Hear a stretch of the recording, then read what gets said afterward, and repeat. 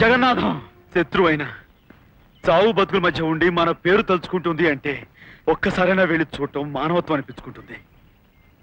ఆసుపత్రిలో ప్రమాద పరిస్థితిలో ఉంది మా అమ్మ. అలాంటి స్థితిలో ఆమె ఎవరిని కలవరిస్తుందో తెలుసా? 25 ఏళ్లగా పెంచిన కొడుకుని కాదు, 25 ఏళ్ల క్రితం దూరం అయిన అన్నయ్యని.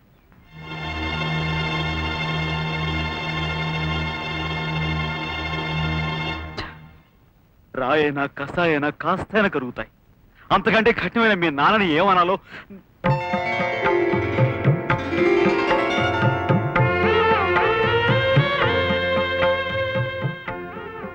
తలదుడుచుకో, జలుబు చేస్తుంది. మావయ్య ఏ హాస్పిటల్లో?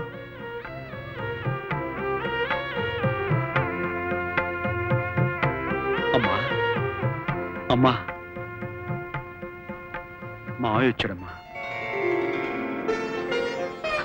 అత్తయ్య, శత్రువుని సైతం క్షమించగలిగే మనసు మా నాన్నది. అలాంటి తను నీ మీద ఎందుకు కోపం చూపిస్తున్నారు? అమ్మా చిట్టి, మీ నాన్న దేవుడమ్మా. ఈ చెల్లికి అమ్మ నాన్న అన్ని తనే అయి ప్రాణంలో చూసుకుంటూ పెంచి పెద్ద చేశాడు. ఓ నమ్మకమైన మనిషికిచ్చి నా పెళ్లి చేశాడు. మనం చేస్తున్నంత కాలం ఈ విషయం మా బావుకి గోవిందరావుకి మాత్రం తెలియకుండా మేనేజ్ చేయాలి. నారాయణ, నేను జగన్నాథం పరువుగా నడిపే వ్యాపారాన్ని అడ్డం పెట్టుకుని మీరు ఇలాంటి నేరాలు ఘోరాలు చేస్తారా? ఇప్పుడే పోలీసులకి జగన్నాథానికి ఫోన్ చేసి మీ అంతు తెలుసు.